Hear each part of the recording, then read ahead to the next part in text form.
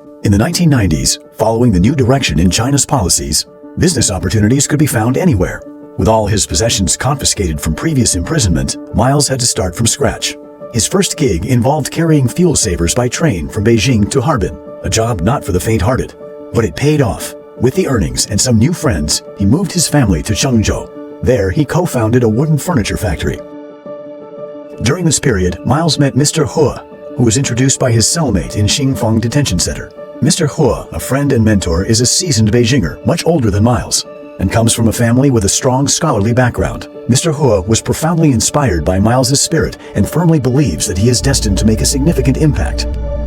Before long, Mr. He introduced Miles to a relative who was living in Hong Kong, Ms. Xia Ping.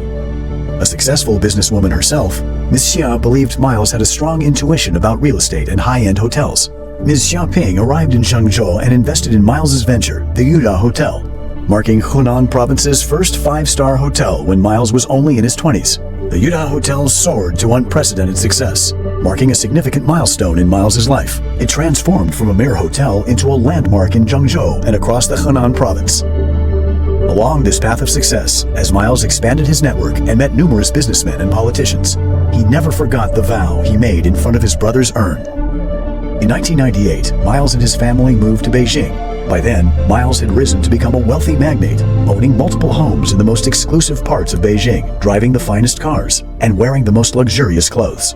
His network across different circles kept expanding. Around 1998, he was already planning his next venture, the Pangu 7-Star Hotel.